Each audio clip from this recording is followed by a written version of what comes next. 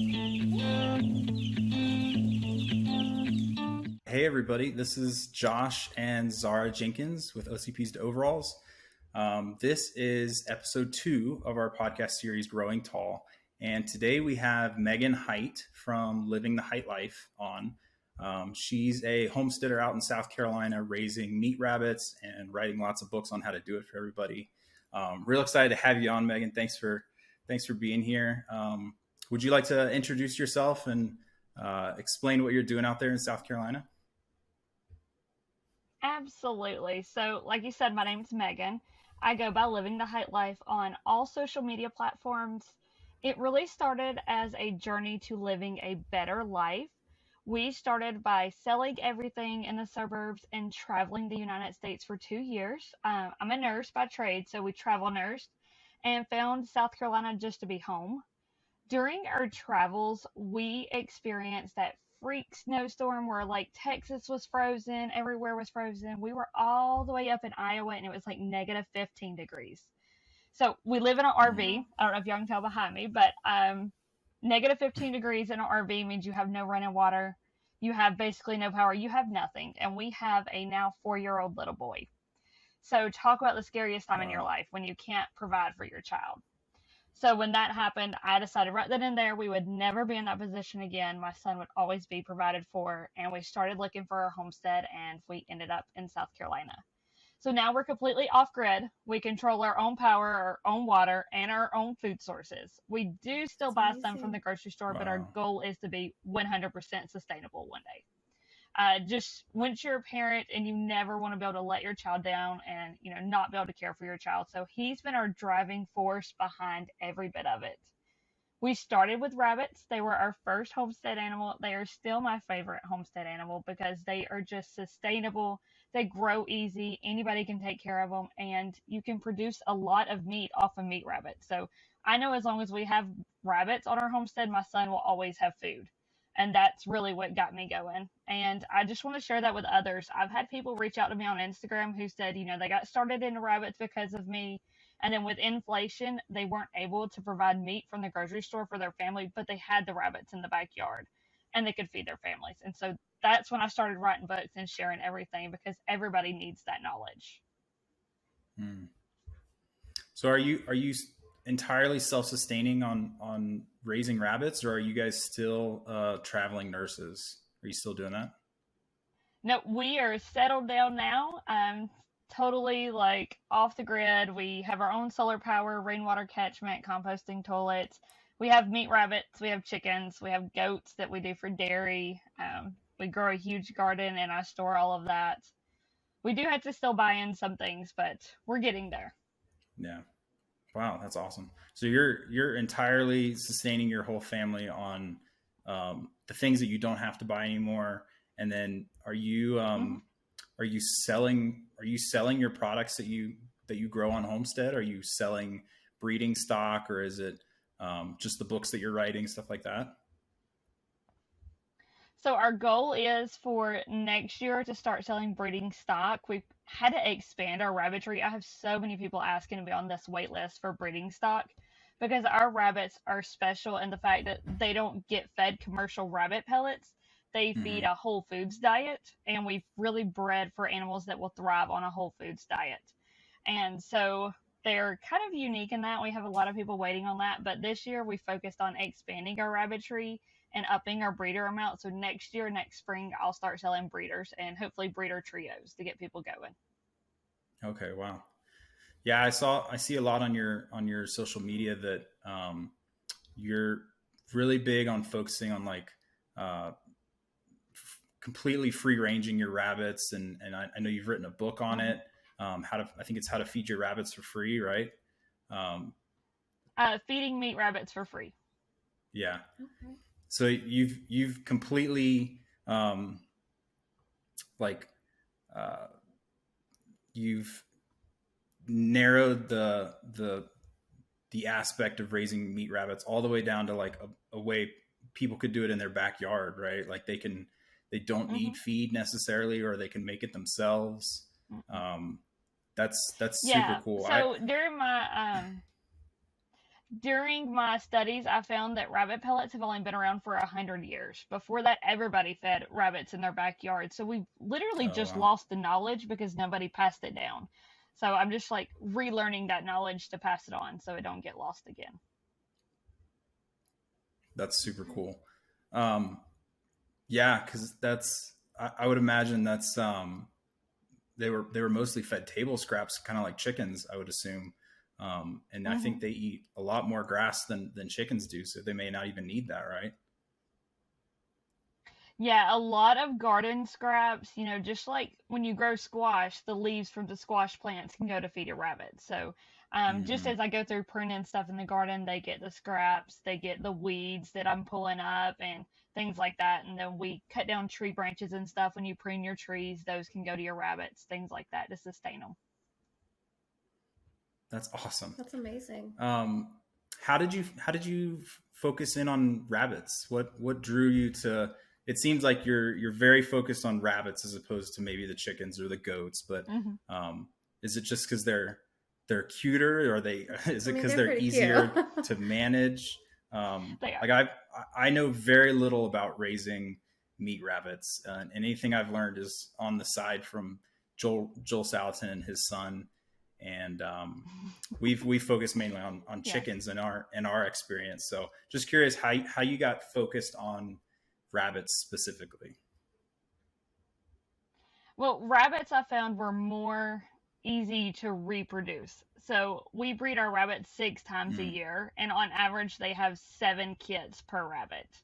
So it Oh very wow. quickly grows in numbers. Where with chickens, you may get the luck of a draw and get a broody chicken who'll sit on eggs, but it's always like a crapshoot whether Right. they're going to stay on there the whole time or not, whether they're actually going to get eggs. And with goats, we love our goats, but the babies are so fragile that it's not always very successful. And then they only may have one or two a year if you even breed them yearly.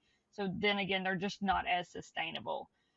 We live on 16 acres, but 14 of those acres are wooded, so we don't have the pasture for like cows or Mm. anything to graze right now. So we really focus on something smaller that everybody could raise starting out to begin with, and that we're easy to reproduce and keep going. So you're reproducing your own rabbits as you go. I'm assuming you're not. Hmm. I'm assuming rabbits aren't like Cornish cross chickens where their genes have been genetically bred a certain way, and it's hard for homesteaders to breed them themselves and get more chicks out of that. Are your breeds have rabbits been kind of untouched in that way? I guess that they haven't been the genetics haven't been ruined or tampered with to the point where people can still breed their own rabbits in their backyard and still get meat from them, as opposed to chickens nowadays. You really are stuck with like a Cornish cross variety that are hard to breed yourselves in your backyard just because they've been genetically mutilated. So rabbits are the exact opposite of chickens, where Cornish cross have been bred at a certain rate and they never reproduce. Rabbits are bred to be the Mm-hmm. best producers, so you always keep your best producers, and they've actually been bred commercially that way. So we raise New Zealand's, which are the commercial standard meat rabbit, and they are easy to reproduce, and they can have really large litters. They're great moms. They take care of their kids. I mean, you really are hands off with them, and they do most of the work themselves. And they've literally been bred to make it easy to reproduce them. So, would you say for someone who's starting out on rabbits, is that a good breed to start with, or would you recommend another one? New Zealand's are always my go to breed to recommend just because they have been bred so well to pack on meat that they develop muscling in all the right places to have a lot of meat per bone structure. Everybody wants to get into the bigger rabbits like the Flemish Giants because those can get, some of them even up to 20 pounds. But they have heavy Oh bones to wow. hold up that meat, and you put more food into growing the bones than you do growing the meat.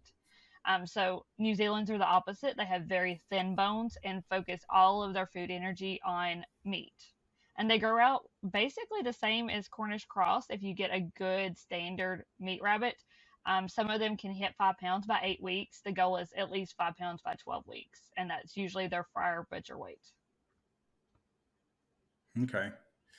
Um, are you raising your rabbits in a similar method to how Joel Salatin does his, in like pasture shelters that are moved daily?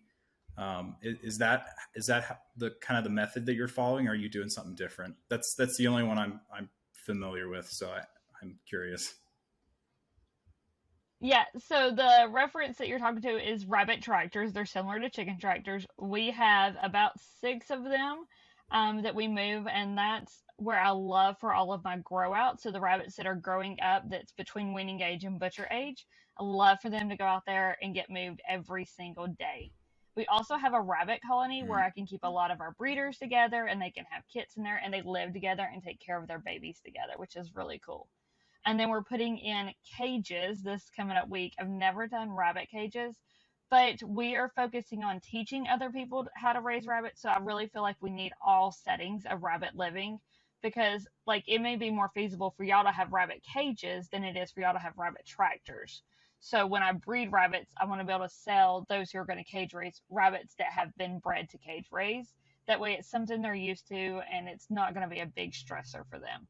So we're really launching into that this week, and that will again help us expand our rabbitry. But regardless, all of our grow outs that are being raised for meat go out on grass, and they get moved every single day in our rabbit tractors.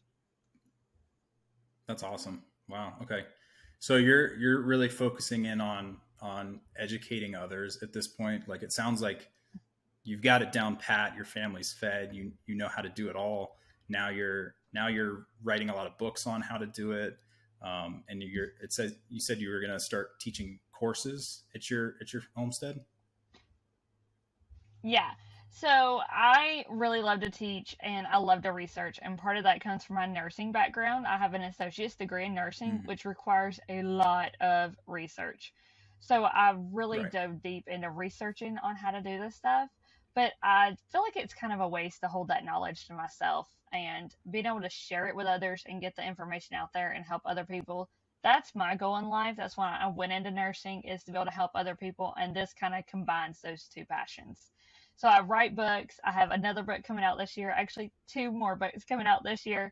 And I'm just really trying to get the knowledge out there. And then I go to different homesteading events and talk to people in person and share the knowledge with them as well. Yeah, I saw recently you were at the farm festival in North Carolina, I think, and you got to speak to Joel Salatin. We actually saw your video the other night of your Mm-hmm. interview with him. I thought that was super cool. Um, so you got 2 more books that you're working on right now. You talk I about those a do, little bit. yeah. So I have a cookbook that comes out next month. I teamed up with a few other rabbitries that I'm good friends That's with, exciting. and I had them submit recipes, and then I've got a bunch of recipes in there, and we put it together so that we can teach people how to cook rabbit. Because it's one thing to teach you to raise rabbits, but if you don't know how to cook rabbit meat, Hmm. then what's the point? So I've been teaching all along people how to raise rabbits, but they really need to know how to cook it. So I've teamed up with that. That's the first one coming out. It comes out next month in June. I'm aiming, we're going to say June 15th. It's right now in its final stages. I'm just waiting on it to be approved and it'll go on for sale. And then in October, Okay. I will have the Homesteader's Guide to Raising Rabbits.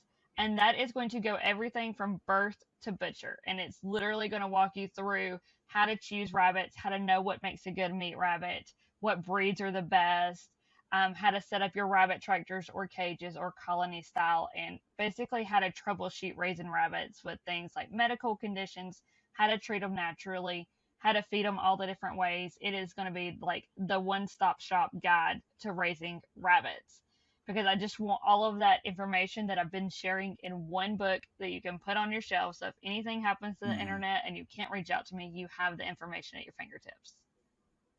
That's super cool. I'm excited for that. Yeah. We haven't done a whole lot of research on rabbits, like I said. So um, finding your Instagram like months ago was super cool, because we've been following all of it and trying to educate ourselves on the similarities. But the only thing we have to compare it to is the chickens that we've raised. So I think it's super cool how they're fairly similar, I guess, in size and how they're raised and on pasture and stuff like that. So um, that would be awesome to have a comprehensive guide on start to finish how to raise rabbits. I think that'd be super cool. And then you said you're doing a cookbook.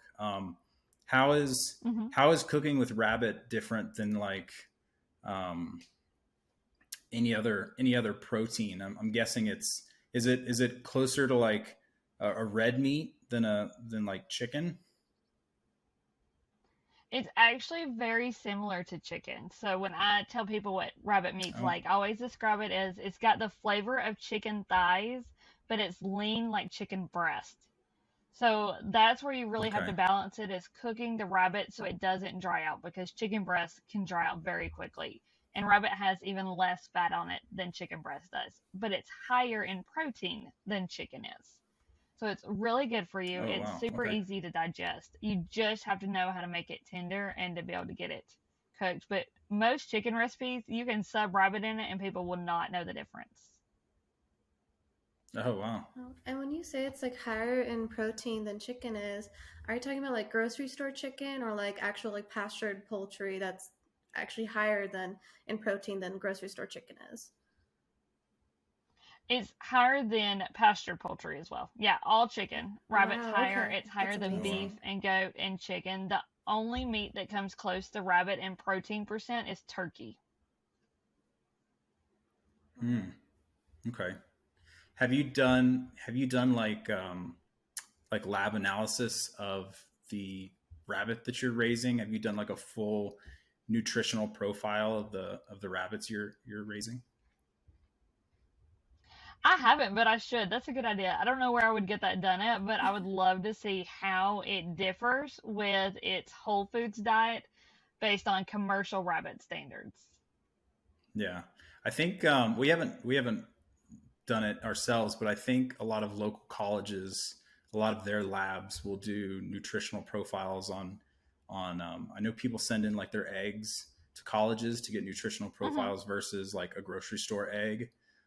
So that'd be some pretty cool research to see is the nutritional breakdown of how your chickens are raised, especially because you have a book on like how to feed them for free and how to specifically tweak Hmm. their diet to where it's exactly the things that you want them to eat. So that'd be super cool. Yeah, I'm gonna have to look into that now. That's a good idea. Yeah. And I wanted to ask you, do you have any other animals on your homestead besides just the rabbits? Yeah, we have chickens and goats as well. Chickens and goats. Okay. Very cool. We How mainly use our chickens as our how layer flock, but we don't really do meat chickens. okay, that was my question, was if you've got chickens for meat or if you're doing those just for eggs. Um, So you really just have the rabbits for meat. Is that where you said you're supplementing with like a couple grocery store trips every now and then? Is rabbit your main like protein on the homestead, or are you buying like half a cow from a neighbor? Or do you get pastured poultry from someone else or something like that, or is it really just rabbit? Yeah, we eat a lot of rabbit. Our goats, when we have a male goat, we'll raise them up, and those will be a meat source as well. And then our chickens, if we have mean roosters or mean chickens, of course they get processed as well. But mainly it is rabbit. And then if I, have somebody local who has like a good sale on meat or something, I usually will get it and pressure can it so we have it for future use when we want a little bit of diversity. Okay. Yeah, I've heard. I think it was actually probably from one of your posts. Um, I know you've mentioned that uh, eating like solely rabbit as your protein source could actually have like negative health benefits down, or not benefits, but negative health effects down the road. And I think you said it was because of the how lean they are. Like your body misses out on a lot of fat, Mm-hmm. so you said you do have to supplement with other things, right? Yeah, so it's actually called rabbit starvation, and there have been people throughout time who have become malnourished and died because all they ate was rabbit meat. But the trick is you just have to add fats into your diet. So I love to cook with lard and tallow, and cooking our rabbit in that makes up for that nutritional difference. So in the future, I would love to raise our own pigs and cows here on the homestead to meet that need. But for right now, I just go to the butcher counter and get tallow, and then I render it down myself, and I use that a lot to cook our food in. Okay. Yeah, you said a lot of your acreage was wooded, right? So I would imagine pigs would probably thrive pretty well out there, right?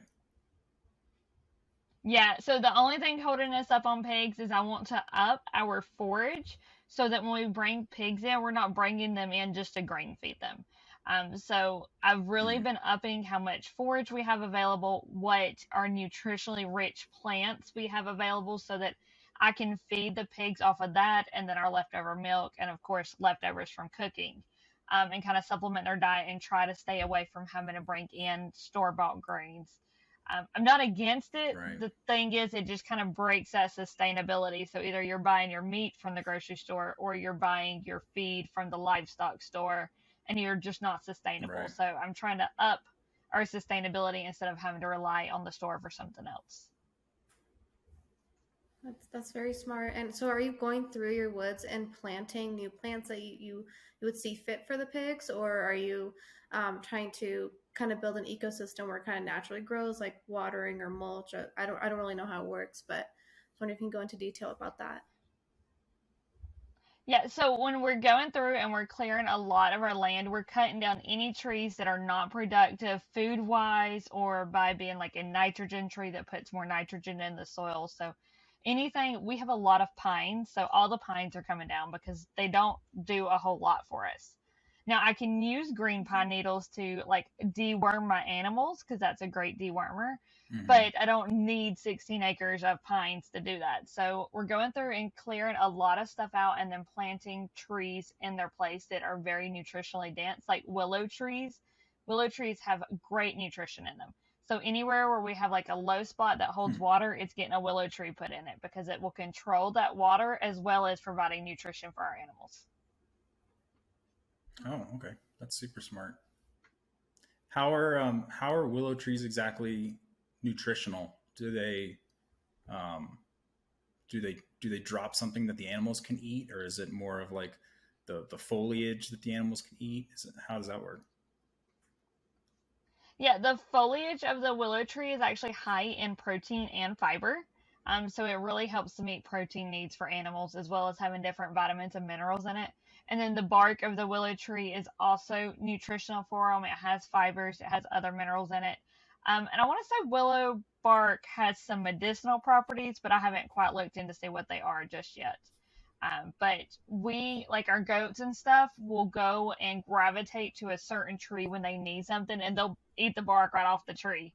And then they'll go to something else when they need something else. So they kind of balance their own diets by being able to, kind of free range in their area and eat what they need.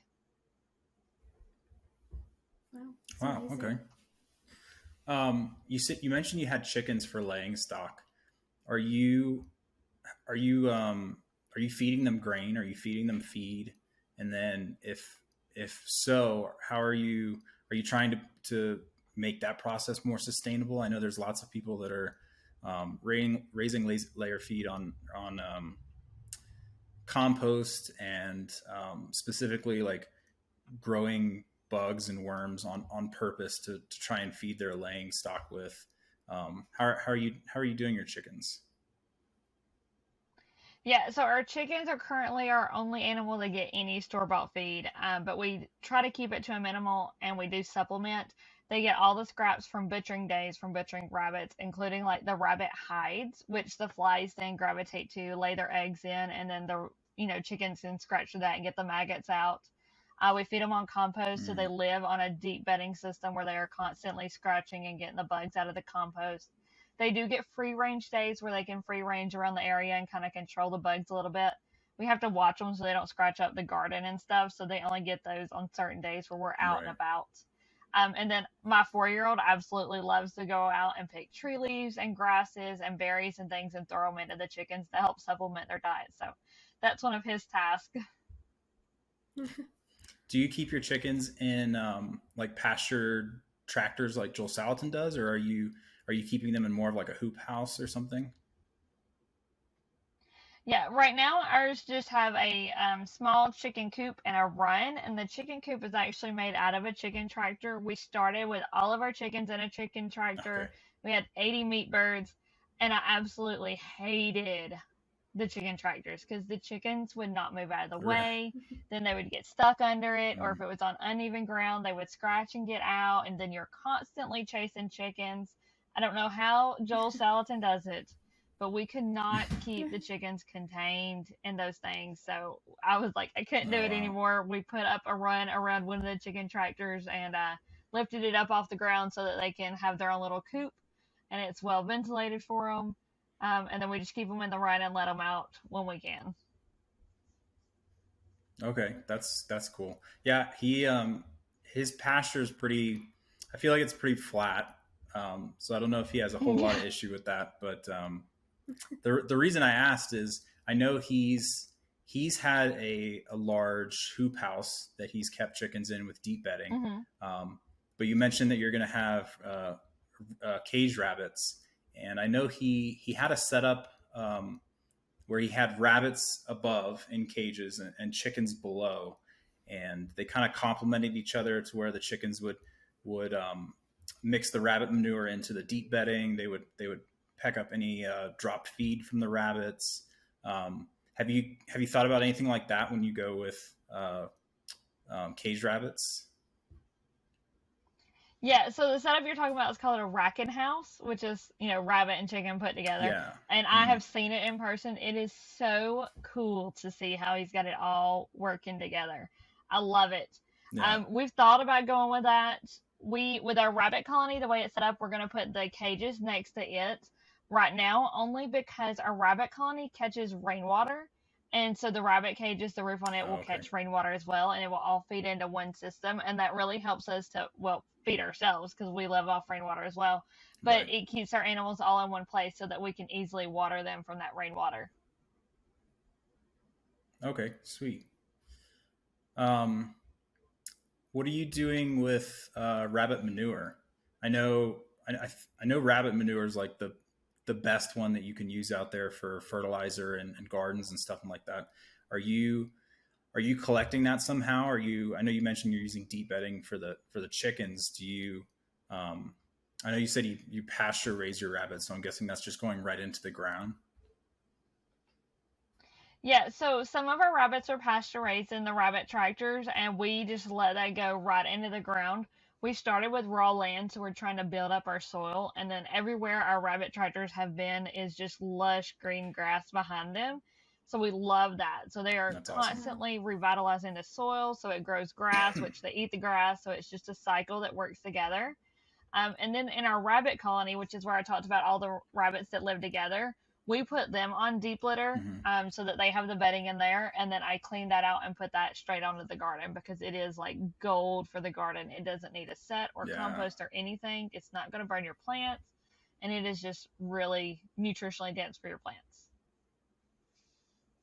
Rabbit manure is really is it pH balance? Like it's really neutral, right? Like it won't burn your garden Yeah. if even if Yeah. it goes It's like not, you right don't have to into worry there, about it right? burning anything or messing with your nutrition. It's great. Okay.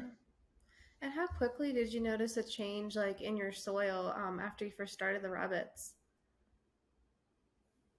Yeah, so as our rabbits move across the soil, I spread grass seed behind them, and it is like Okay. almost immediately. Especially if I need Hmm. Wow. somewhere to have better nutrition, I'll leave the rabbits there for 2 days, and then I move them, and the grass seed just starts sprouting within a week, and it just comes out beautiful and green. And I give it 30 days to move the rabbits back through, and they refertilize that area and kind of eat down little sparse bits, allow the grass to grow more. And so within a month, you can see a drastic difference from just having the rabbits on there.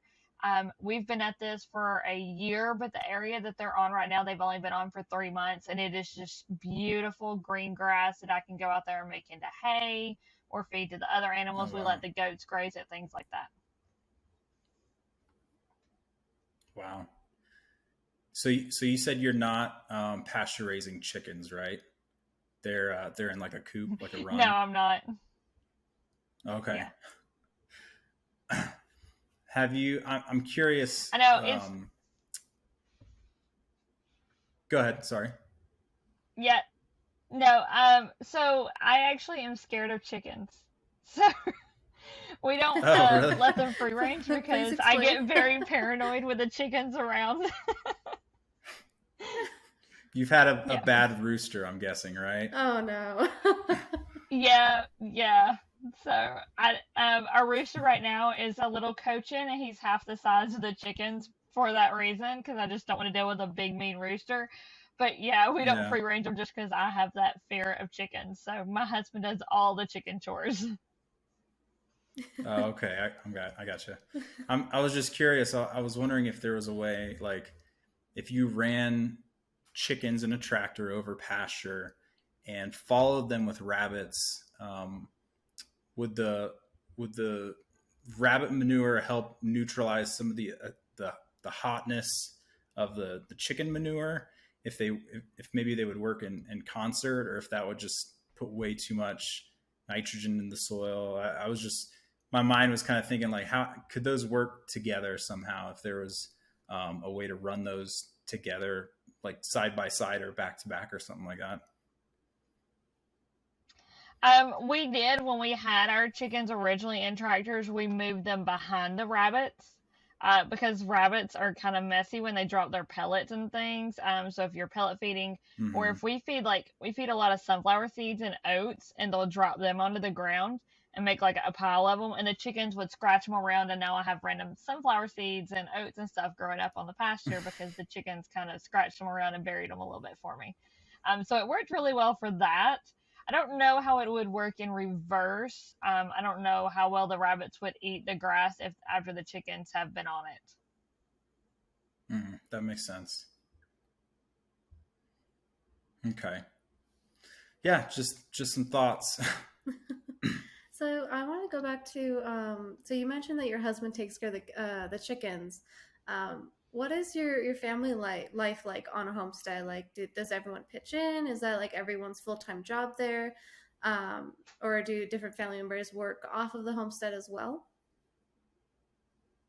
So I'm the only one that works off of the homestead, and I kept a part-time position as a nurse. I'm a neonatal nurse at the moment at a local hospital. That way I can Okay. keep up my nursing degree and can keep my education going there because I really don't want to let that lapse. And the rest of Mm. us, it's just all straight on the homestead. So on the days where I'm home, we kind of split the chores. I do the goat milking. My husband takes care of the chickens. The rabbits are always my go-to. So regardless if I'm working or off, those are my babies, and I like to do my rabbit checks every day. So rabbit chores are always a me thing. And then he does like all of the cutting down of trees, any kind of welding we need done on the homestead, any projects we're building, things like that. And he works kind of behind the scenes in the business. He's currently working on welding a device that will allow it to be easier for people to dispatch rabbits. He hasn't come up with a name for it yet, but it will make it really easy for people to get it done without any blood or mess or anything, because I know that's a holdback for a lot of people raising rabbits, is they don't think they can dispatch them. So he's come up with some tools that he's Mm. working on welding together so we can get those in the storefront. And then he does a lot of the building my mini rabbit tractors, my cages, my colony, and then keeping all of those up and running. My main chores are just the rabbits and the milking, and then he does everything else. Wow. I love that. That's awesome. Is there? Yeah, our 4-year-old, You he talked about. pitches in where he can, but he's our only one, so he doesn't get to do a whole lot. But he'll water the rabbits or the chickens or the goats with a little watering can, and he likes to check on the garden and things like that. But he tries to help. Yeah. You said your husband was building rabbit processing equipment. Is there Hmm. is there companies out there that it's easy to get that sort of equipment from? I mean, I know there's Featherman, and there's a couple of U.S. companies for chicken processing equipment, and you can pretty much just pick that up and run with it. But is it the same for rabbits? Is that stuff easily? Is it easy to find that stuff out there? There's a few companies I know of who make it, but they're like more on the smaller scale homestead level. One of the main dispatching tools is Mm, called a hopper popper, and it's kind of similar to what we're building, but they're really expensive. okay. And so Mm, again, we're just trying to make things sustainable and helping other people. We're trying to make it on a smaller scale where we can make it more affordable for those people.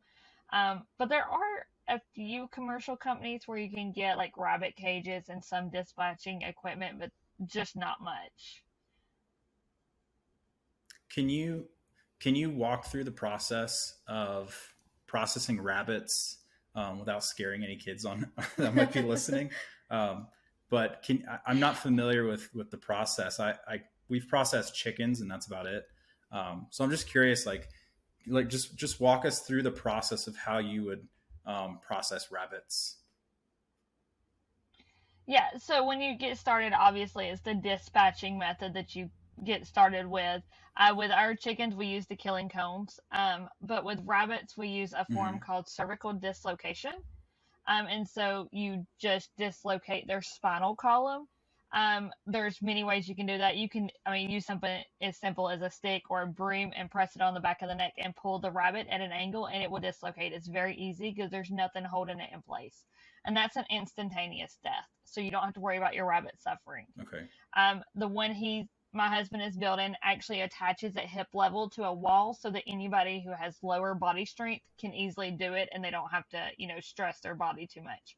Again, making it more accessible. Um, and then there's other ways you can do it, obviously an air pellet or something to the back of the skull or something makes it quick and easy. But we don't waste ammunition. So that's why we don't use it in that method. But rabbit processing in and of itself is easier than chickens to me. It's really easy because if you do a rabbit 16 weeks and younger, the rabbit skin pulls off and like you just pull and it like comes off. It's not really attached by a whole lot of connective tissue. So it just takes a few cuts and then you grab the edges and pull down and it comes off of the rabbit all in one piece. And then you can Yeah, tan I've it seen or that. whatever I've you want to seen do there. maybe it was one of your videos actually, but I think I've seen where people can just take the rabbit skin from the back and like pull off the front half and pull off the back half, which is wild. I Yeah, didn't we realize it that is was a crazy. thing. Yeah, it's super easy to do. So It don't you take very much. So you don't have to have a chicken plucker or anything like that. You just need a knife and then you can pull it right. off. Okay. So you break their spine. So you break their spine at the back of their neck, Hmm. is what you're saying. Um, Yeah, do right at the you base of the skull. do you have any okay? Do you have any issues with like the body holding blood? Because I know that's a thing with chickens is a lot of people use the kill cones and they cut a jugular to help the body bleed out any blood and you don't get blood around the joints and things like that. Is that an issue at all with rabbits? Because you're not bleeding them, I guess. No, we don't have that issue at all with the way rabbits do. I think it's because of how fast their heart pumps. That as soon as we do it, even Okay. just a few minutes later, you can cut their head off and all the blood just immediately drains out. Um, but yeah, they Mm, don't okay. hold on to blood like chickens do. Okay. So um, you break their spine at the base of their neck. You skin them and then gut them, Hmm. and then I'm guessing do you piece them out like you would a chicken? Like people cut off the breasts and the thighs and the wings and stuff like that. Do you cut up a chicken that way, or is it really more like picking the meat off the carcass? Yeah, so you can cut a rabbit up, piece it out like you would a chicken. You'll end up with the two front shoulders, which we call bunny wings. They look basically like a chicken wing and can be cooked up very similarly to chicken wings.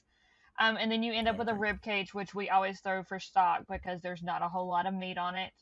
Then rabbits have a Okay. tenderloin that runs down their back and it actually covers both sides of their back cage, like deers and stuff. You hear of deer tenderloin. Rabbits have one too.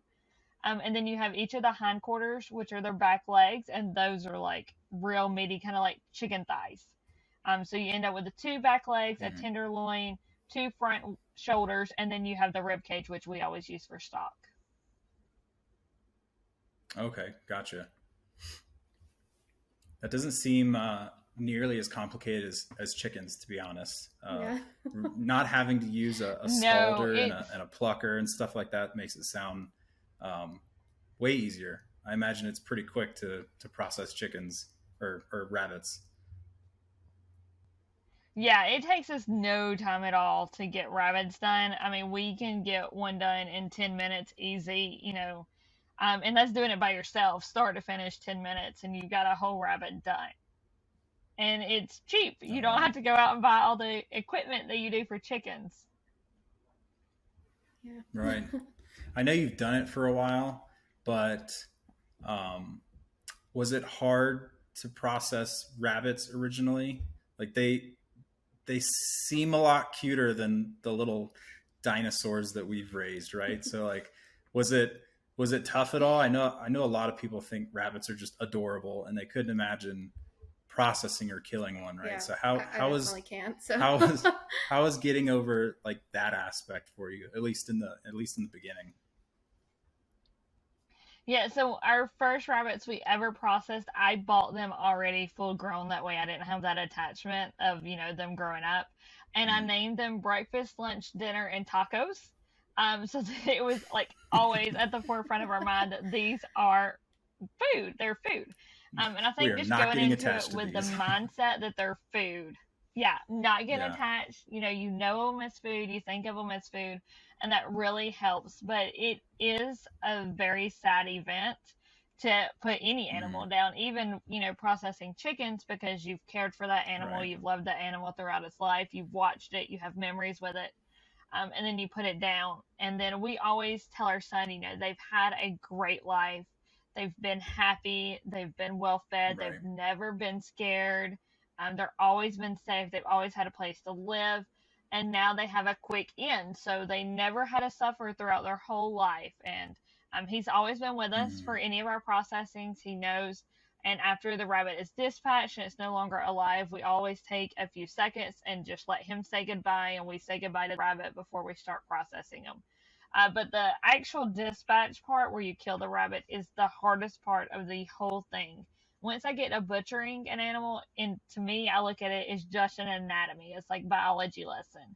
It's not, Right. that rabbit anymore. And then I always tell my husband, once they're skinned, they all look the same. So they, even if they had names, once they're skinned, nobody has a name anymore. And so you don't think about it when you're eating it because it just looks like meat. Right. So the dispatch is Yeah. the hardest part to get over, and that's why he's really focused on making a tool to make that easier, so you can get it done quick and easy. The rabbit doesn't suffer, and that makes it easier on the person who's dispatching the animal, because nobody wants to mess Mm. up a dispatch and have an animal that you've cared for suffer in front of you. Right. That makes sense. You mentioned your son is like there for all the processing, and you've taught him how it works, and how to have respect for the animal when it passes and stuff like that. Um, we don't have kids yet, but we're planning to in the future. How is raising a kid in that homesteading environment? How is it raising a child around live animals and they're not alive another day? Like, was it difficult explaining that process, or did they pick it up pretty quick? Yeah, the hardest part of having a homestead child is being forced to have those hard conversations. When you have a kid who doesn't grow up on a homestead, you can feed them chicken and beef and all that, and they never really have to grasp Right. that that was once a live animal. But our son sees that up Mm-hmm. front in person, and he knows where his food comes from. So it's been a whole lot of having to have those hard conversations that yes, what you're eating is an animal, and we're not mean to animals and we don't hurt animals, but your body needs that nutrition, and so it's our responsibility to make sure that animal had a good life before it meets its end. And the same with birth and things. When we lose animals, we lost a goat kid recently, and so he's experienced birth of that goat kid and death of that goat kid, and it's very hard because you're forced to have those conversations about what went wrong. That animal died. What happens now? It is really hard. That's the hardest part of having a kid on the homestead, is being forced to talk to them about real life things that sometimes we think kids shouldn't have to talk about. People don't talk about death to little kids, especially 4-year-olds, but we have had those conversations, and he Right. understands it in his own way, that it happens. It's a part of life, but it's not an easy thing to deal with. Yeah, I imagine it's absolutely a necessary conversation to have with kids. But um, I would imagine they're pretty understanding of the process, especially at that age, when they can see it firsthand and understand that, like, this is how the way works, as how the world works, as opposed to trying to teach that to a 15-year-old or something on the homestead when they've been eating chicken from the grocery store their whole life, and then all of a sudden they're faced with, oh wow, this is actually where it comes from. So I imagine you've got a leg up on a lot of kids being raised on homestead that were a little later in their life, that had to embrace it a little later, I guess. I think it was Joel that said, I think it was like kids up to the age of 8 are pretty interested in learning about all this stuff, and they absorb it really well and really quickly. And then from like 8 to 16 or something, they're like super grossed out about the whole process, and they think it's cruel, and they don't understand, they don't get it. And then 16 and up, they understand it again, and they get it, they absorb it, they see like the value of the process, and why we do it and stuff like that. And so I think that's cool that you said you didn't have your son on the homestead. You started the homestead when you had your son, but I imagine you've got He got was the leg 2 up when we on teaching started. him early. Okay, he was 2 years old. Yeah, Yeah, so, I would imagine that's he was 2. That's better. When we started, especially like our first butchering day, and it's actually on YouTube, I videoed it because a lot of people were concerned about him being present for a butchering, because like I said, a lot of people Right. don't talk about that with their kids. But we, kind of talked to him a few days about what we were going to do, while we were going to do it. And then I made sure he had things available to distract him. So he was outside, but we didn't force him to watch. We didn't even kind of, draw his attention over there to it. We kind of just acted like it was a normal, everyday day. And he just kind of went along with it. When he was interested, he would come over and look and ask and kind of be like, ew, it's blood. And, he just grew up with it after that, because we didn't make a big deal out of it. He didn't make a big deal out of it. Mm-hmm. That's really cool. I'm excited for us to have kids one day, and hopefully raise them in a similar environment to, they're not 12 years old and mom and dad are going to buy a farm now. It's they've been raised there their whole life, and it all makes sense because that's what they grew up with. And it was, I would imagine, less traumatic and more, made more sense just because they were raised in that environment. So I think that's very cool. I like that. That's awesome. Yeah, I was not raised in this environment. I can remember being a kid, and my father thought it would be a great idea to buy a pig to raise up for Christmas dinner, and we didn't know it. And we had cared for that pig, and then all of a sudden the pig was gone one day. Later on, I found out what happened to the pig, but that really impacted me because I had no idea. I thought it was a pet. And we were just all treated kind of clueless, and I knew that wasn't the direction that I wanted to go with my son, because I wanted him to know what was he was eating, to know what was going on, and for him to have a voice in the matter. If he decided he didn't want to, eat meat ever again, well, I mean, I would support him. It would be very hard because I eat a very high carnivore diet, so there wouldn't be much in the house for him to eat. But that would be his option, and he would have that option. Even as a child. So I just wanted him to be clued in, and for him to know his opinion matters. And so that's the way we've always looked at it, is his opinion matters. He should know what's going on, even at a young age. As much as he can understand, we'll let him understand. Yeah, that's awesome. You mentioned, so you guys are living in South Carolina, and you mentioned you guys were traveling nurses.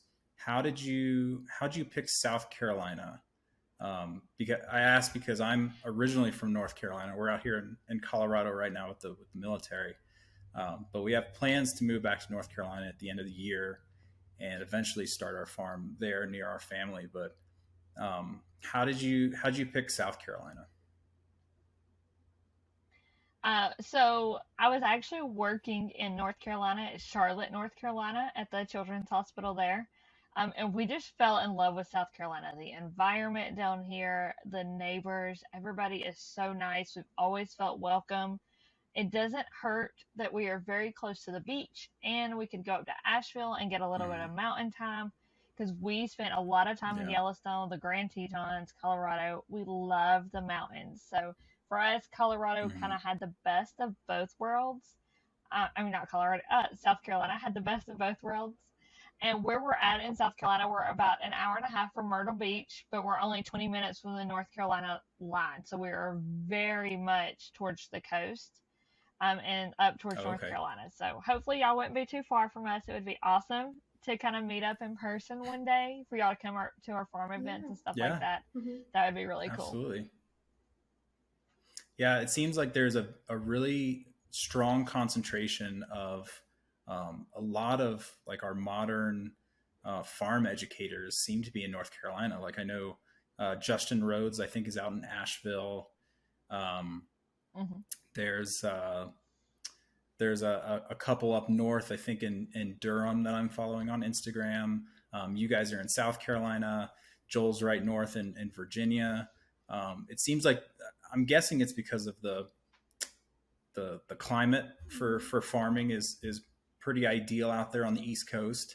But it seems like everyone's out there, and I haven't been there. It's been almost 8 years since I've lived in North Carolina, and so we're really excited to move back. We should be within like an hour of Charlotte or so, we're hoping. And it's just really cool that there's already a support group out there of like-minded individuals that are already doing this stuff. I know a lot of conventions and farm festivals and stuff that are held out there. And so it's very exciting to get to move back to the East Coast and be around these kind of people. And the goal of this podcast, honestly, is for us to be able to have conversations with those kind of like-minded individuals and educate ourselves on this kind of stuff, even from afar, if we're not right down the street. So I think that's very cool. That's awesome. Yeah. Hopefully we can meet up in South Carolina at some point and meet each other in person. I'm sure we'll bump into each other at a festival or a convention or something like that.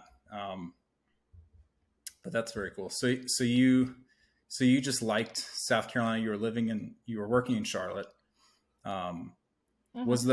Did you consider other places? Yeah, we absolutely did. So on my blog, www.livingthehightlife.com, there is actually a post I put up, because you know me, I do research and I try to share it, where I researched all of the states in the United States to find out what would fit our needs. So we looked at growing zones, how long of a growing period we would have, how much rainfall we would have because of us being on rainwater, what the off-grid laws were, so how independent we could be from the system.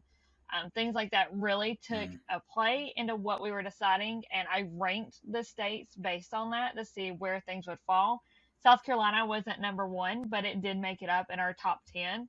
And so we looked at those really heavily, and then as we traveled, we kind of just explored the areas and looked at that and seen, it doesn't fit within this, or it does fit with what we're looking for, and then how we felt about the area. So South Carolina scored pretty high. The homesteading movement out here, I actually did not find that until we were here, but the Carolinas are huge with homesteaders. Like you said, up in North Carolina, you have in Asheville, you have Justin Rhodes, of course. You also have the Fit Farmer, the Holler Homesteads. Billy from Hmm. Permapastures Mhm. Acres. I mean, and those are all in one little area. And then here in South Carolina, Yeah. there's us at Living the Height Life. Roots and Refuge is in South Carolina, and they're opening the Oh, that's right. Carolinas Mhm. Homestead Exchange, which is a store where people can go and buy all your homestead goods. Then you also have some of our friends at Homesteading in Hungary, Say Mojo Homestead, Megan and Josh Fisher, who host the Farm Where You Live events in the Hmm. Carolinas. I mean, they're huge in the area. So it's really widespread across North Carolina and South Carolina. But we, from coast to the edge, there are homesteaders. I know Fate's Family Homestead is down in Charleston, and she is fantastic. But anywhere you go, basically, you're going to find homesteaders that you can talk to, that you can get advice from, that you can invite to look at your homestead or your property and kind of see where you need to go from there. And I really love that about the area. We didn't find that till we got here, but I'm Hmm. Mhm. so glad that it is here. That's truly amazing. I actually want to ask you, who were some of your inspirations when you were getting into homesteading? Like, did you kind of look up to anyone? I know for us, like we were looking up to kind of Joel Salatin and his methods. Was there anyone like that for you as far as rabbits go? Yeah, so Joel Salatin, I absolutely adore what he's done out there at Polyface Farms. We have been out, we've toured the entire farm and kind of draw inspiration from that. His son Daniel Salatin is someone that I cannot wait to meet in the future. I really hope to meet him because he is just so knowledgeable about meat rabbits. It is crazy how Hmm. knowledgeable he is. And so I've always looked up to what he does. Anything that comes out about Daniel Salatin and his meat rabbits, I have read it. I've read the Polyface Farm books to get all the meat rabbit knowledge out of there. There's not a ton of big meat rabbit people out there. Living Traditions Homestead was a huge influence on our meat rabbits. They have like I think two or three like Rabbit 101 playlists on YouTube where you can literally just sit down and binge watch meat rabbits and how to take care of everything. The Rabbitry Center is another one. The Rabbitry Center is fantastic. They even have a video on their YouTube channel that goes through all the different dispatch methods of rabbits, and they even use a little stuffed animal rabbit so that nobody gets grossed out by anything.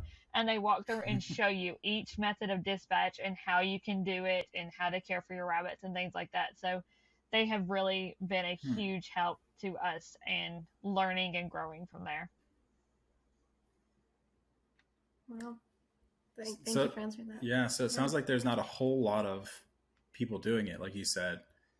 So I'd imagine Yeah. you're kind of paving the way with these books that you're writing on how to feed your rabbits, how to cook rabbit in a And I've seen you your know YouTube in your videos too. Hmm. cookbooks and stuff, how to raise them from start to finish. Like I imagine that's pretty successful, and there's a lot of people looking to that, and I imagine that's. I mean, you're one of the first people we've found that's actually promoting it and focusing on it like full time and educating others how to do it.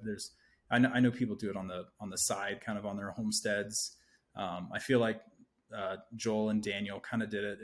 I think it was Daniel's project when he was little, and it was kind of like a side thing Hmm. they did on the farm, but it seems like very few are actually focused on meat rabbits and educating others on how to do it. So that's very cool. Um, Yeah, we've been to a Speaking lot of of like educating homesteading others, events. Oh, sorry, go ahead. sorry. We've been to a lot of homesteading events. We've been to like HOA and things, their festival, and I've only ever met Mm-hmm. one other person who teaches on meat rabbits and their Independence Acres. And he's literally at, I've been to maybe 5 or 6 homesteading festivals and talked to him, and he's the only other person I have ever met in person that talks on meat rabbits. And it just blew me away that it's such a sustainable meat source, but it's treated as a very like dirty little secret of the homesteading world, and people get a lot of Mm-hmm. backlash from it because everybody sees rabbits as pets, but rabbits have only been pets for like a few hundred years, and they've been raised as meat for thousands of years.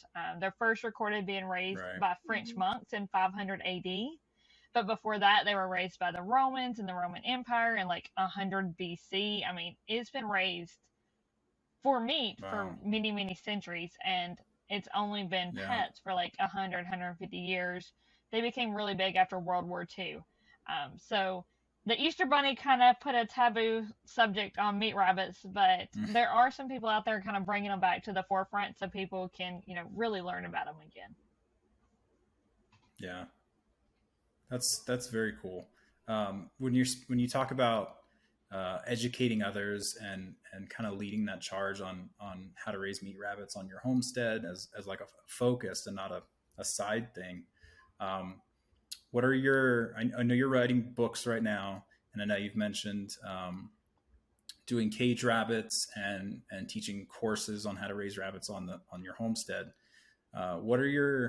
What's your like ultimate goal for this in 5-10 years or so? I know you're self-sustainable and you're feeding your family and you guys are living that healthy homesteading lifestyle, and that's I'm sure that's the primary focus. But when you come to like your social medias and your YouTube channel and stuff like that, like what's your end goal one day in 10-20 years or so? What would you like to see happen with all the work that you're doing? Yeah, so nobody's ever actually asked me that before, so it's a good thing to get into. My end goal with the rabbits is for it to be an entire rabbitry on itself. So we're expanding, I'm really expanding, but eventually I want to have our own line of rabbits, is what I've kind of referenced to it before, of rabbits that thrive on forage. I know in sheep, a lot of people know of Greg Judy. He's like the name that's associated with sheep because he's bred really Mm-hmm. hardy sheep. And so I'm looking for that for us because I want rabbits that grow well, that are very healthy, that are easy to reproduce. And I'm focused on breeding basically our own line of rabbits that can do that. And so that they basically become like an exclusive rabbit that we can get out there and get to Right. people. And so with that in the books and then teaching people on YouTube channels, and I want to my goal is always to do 5 homesteading festivals a year to go out and talk to people.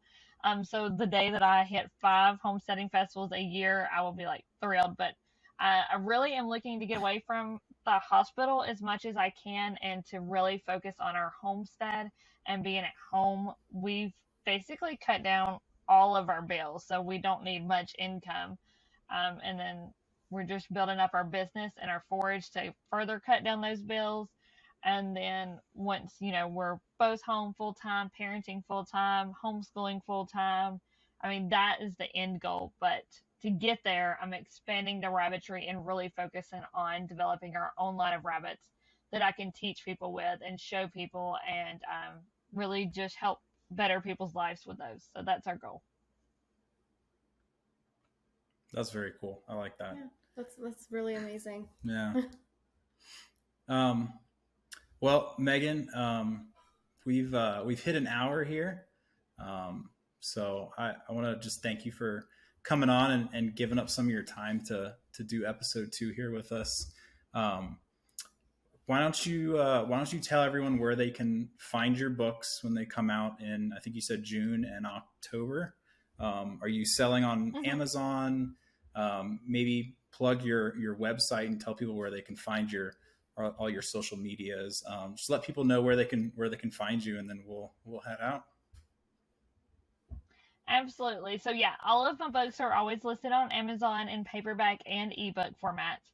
On my website at www.livingthehightlife.com, and that's HIGHT, Living the Height Life.